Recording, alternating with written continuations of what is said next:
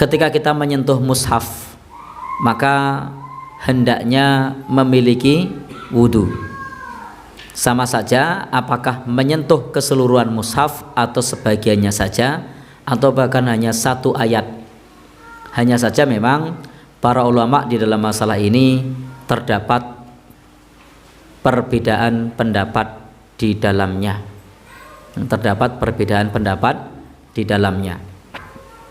Ayat-ayat yang menunjukkan hal tersebut misalnya atau hadis-hadis itu cukup banyak yang dikemukakan oleh para fuqaha. Yang populer sebagaimana yang tertulis di dalam mushaf Al-Qur'an. La yamassuhu illal mutahharun. Tidak menyentuhnya kecuali orang-orang yang suci.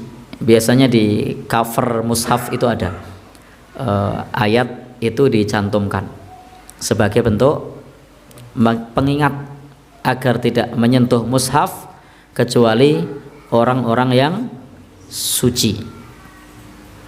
Meskipun di situ mengandung ikhtilaf. Makna la tidak menyentuh itu la nahi atau sebagai bentuk khobariyah. Kalau la di situ adalah nahi, maka jelas haram hukumnya menyentuh Al-Qur'an.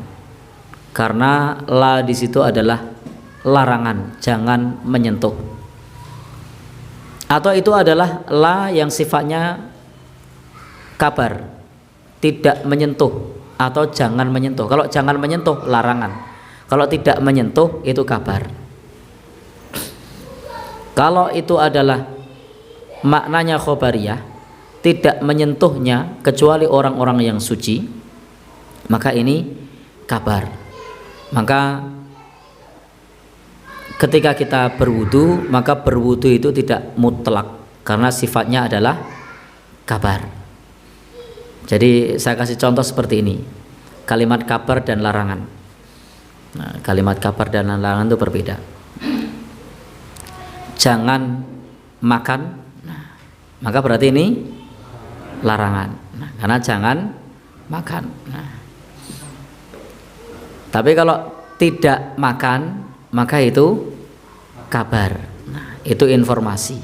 Nah, jangan menyentuh itu larangan. Tapi kalau tidak menyentuh itu kabar.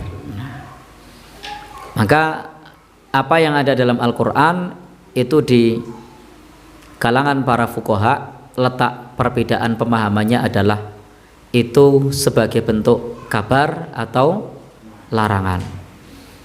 Kalau larangan maka jelas menyentuhnya tidak boleh. Tapi kalau kabar maka masih ada kemungkinan boleh.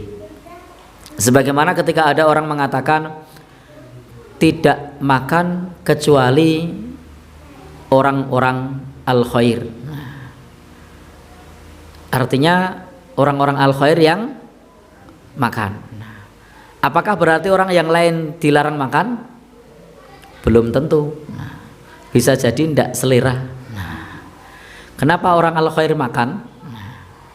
Ya bisa jadi punya alasan lain. Berbeda dengan mengatakan jangan makan kecuali orang-orang al-khair. Berarti selain orang-orang al-khair tidak boleh makan.